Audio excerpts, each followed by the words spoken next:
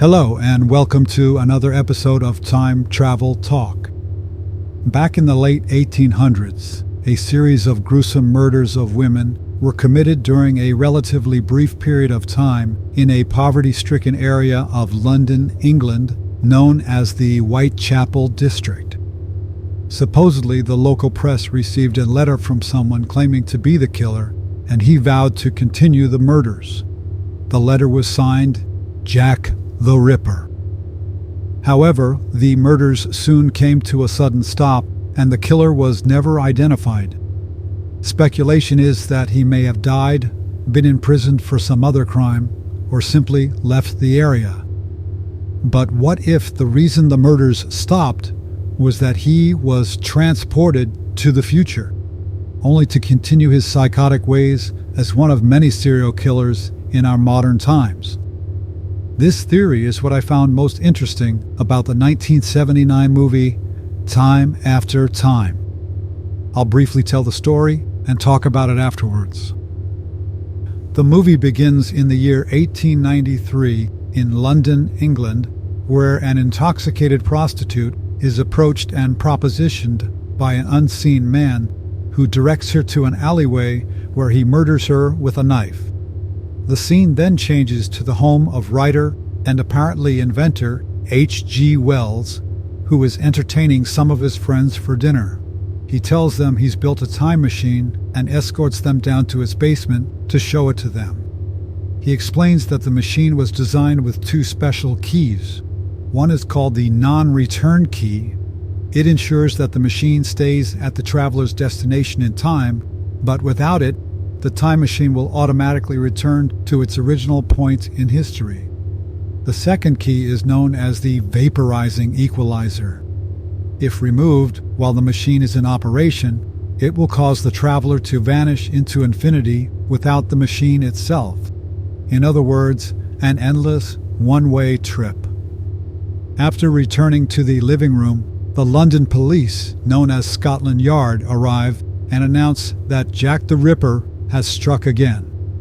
They ask to search the house and find a medical bag containing a bloody knife and gloves, which belonged to one of Wells's guests by the name of Dr. John Leslie Stevenson. They search the entire residence from top to bottom, but there's no sign of Stevenson anywhere. Having found nothing else, the officers and the guests quickly leave. Wells soon discovers that Stevenson has escaped capture by using his time machine. But since Stevenson didn't have the non-return key, the time machine soon returns to Wells's basement. The controls reveal the date that Stevenson went to, so Wells instinctively gathers some jewelry and money and heads off to the future of 1979. Wells and his time machine are now in the United States city of San Francisco, California, where he is amazed at the advancements but ultimately disappointed by the future, having expected it to be a socialist utopia, only to find seemingly organized chaos and a worldwide history of war, crime, and bloodshed.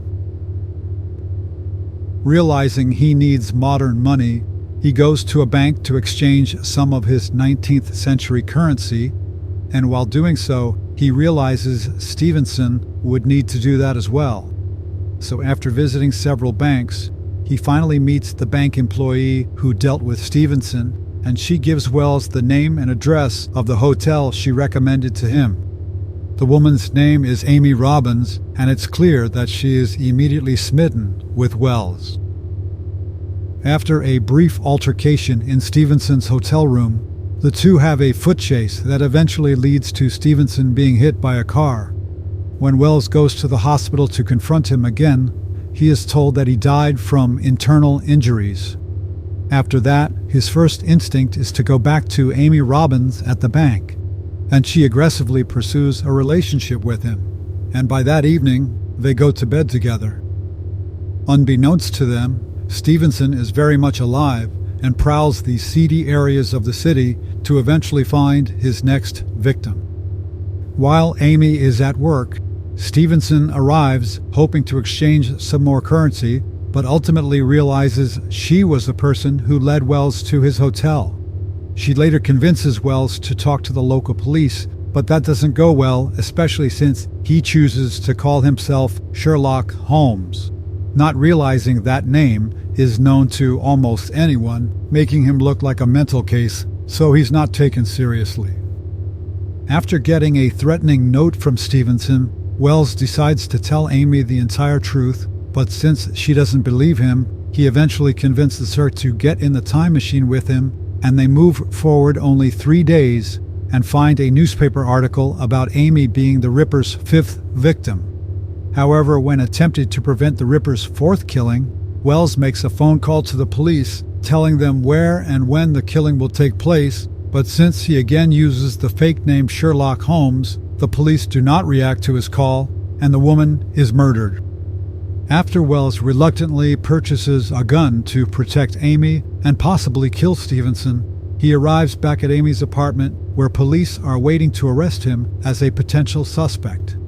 He then spends many hours trying to convince his interrogator that Amy is in grave danger, and when they finally do send some officers over to her apartment, they discover a gruesome scene of a dismembered woman. He is then released from custody, and while walking an area close to Amy's apartment, Amy appears with Stevenson behind her holding a knife to her throat. She explains that the woman killed was her friend, whom she had invited for dinner earlier that week. Stevenson convinces Wells to give him the time machine's non-return key and uses Amy to drive him back to the time machine in her friend's car, while Wells follows them in Amy's car. After Stevenson gets into the time machine, Wells removes the vaporizing equalizer key, which sends Stevenson into the oblivion of infinity.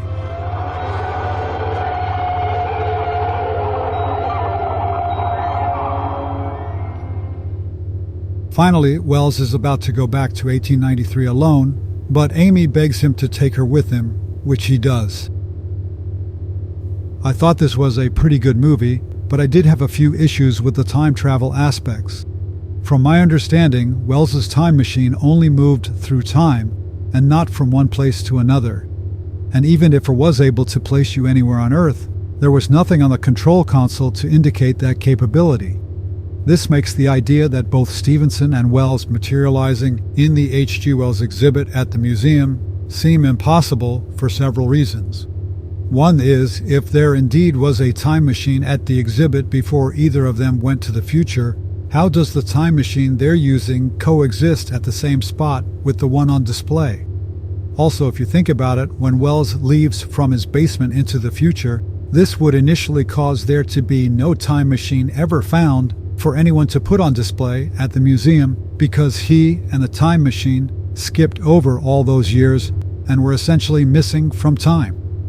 This would also cause Wells's career to have abruptly and mysteriously ended in 1893, and therefore there would never be an exclusive tribute about his life and works. And even if you ignore everything I just said, the time machine, when arriving, causes a noticeable disturbance and light show, which would certainly have been witnessed by the people visiting the exhibit. Another point is when Wells takes Amy 3 days into the future, and she then reads the newspaper that supposedly shows her murder. Wells should have realized that the newspaper must be wrong, or at least mistaken, as he and Amy were safely traveling through time, so it definitely wasn't her that was killed. We do later find out the police assumed the mutilated body of a woman at Amy's apartment was Amy, but in reality it was her friend who bore a similar resemblance. Finally, before heading back to his own time, Wells tells Amy he plans on dismantling the time machine to prevent it from ever being used again.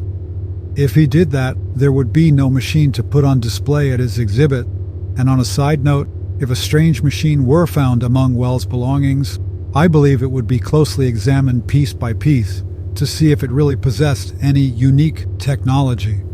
I do think the design of this time machine is somewhat whimsical, meaning it reminds me of a children's ride at Disneyland, and others involved in the film must have thought so as well, because when the museum guard confronts Wells as he exits his time machine, he specifically says, "Where do you think you are? Disneyland?" So if you haven't seen this movie, you should give it a watch. You can find it on DVD or streaming. There was a brief TV show based on this movie, which I thought was pretty good, but it was canceled for some reason. The time machine in that was definitely a better design. One final thing. The real H.G. Wells did indeed have a wife named Amy Robbins, and although it's believed he loved her dearly, his overactive libido and free love beliefs allowed him to have guilt-free extramarital affairs, which apparently Amy generally tolerated. I found this information interesting as the movie depicts him as a man of upstanding moral character. Thank you for watching, and I will talk with you all next time.